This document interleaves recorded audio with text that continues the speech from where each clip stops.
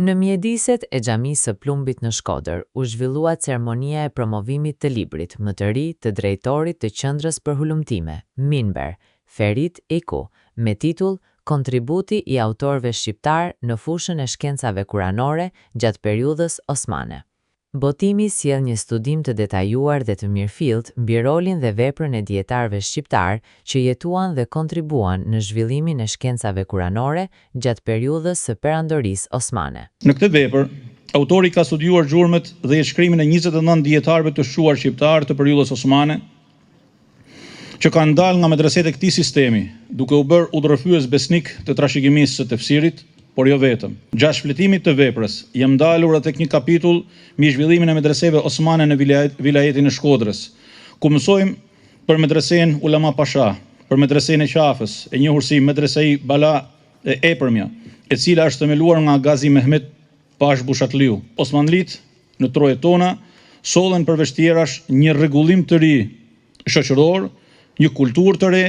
një qytetërim të ri dhe mbi të gjitha sollen edhe fenë islame, e cila ishte fe zyrtare e perandorisë osmane. Në Kllapa, ju e dini shumë mirë se gjurmët e islamit në trojet tona janë më shumë se një shekull përpara ardhjes së osmanëve. Sado që të thellohemi në këto studime, patjetër që është shumë e shumë të reja, plot të pathëna dhe shumë të vërteta, të fshehura e të tjetërsuara ndër dekada, që do të na dalin në pa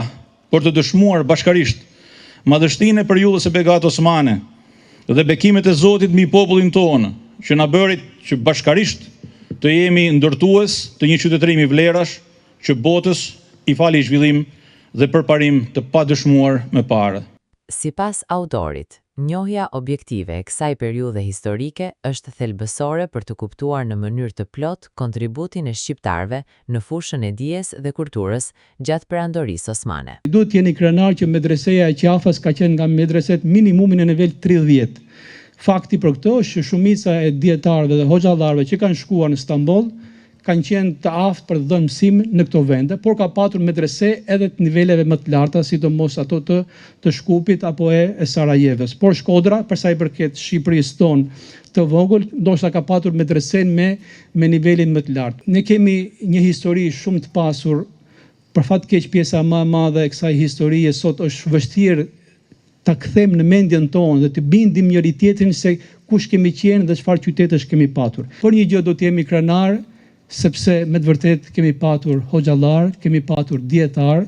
kemi patur burra shteti, të cilët siç kanë qenë burrat shtetit, kanë qenë dhe burrat të diturisë. Nuk e lexojmë historinë për të fjetur poshtë saj, as për të rrahur kraharorin se kush kanë qenë të parët tanë, por thjesht për të thënë që ai popull që s'e njeh të kaluarën e tij e ka shumë vështirë të ndërtojë të ardhmen e tij. Libri argumenton se shqiptarët kanë qenë pjesë integrale e perandorisë osmane, duke dhënë kontribute të rëndësishme në fusha të ndryshme të shkencës dhe dijes. Përmes këtij studimi, autori synon të ofrojë një qasje të balancuar dhe të mbështetur në burime shkencore, larg interpretimeve ideologjike dhe paragjykimeve historike.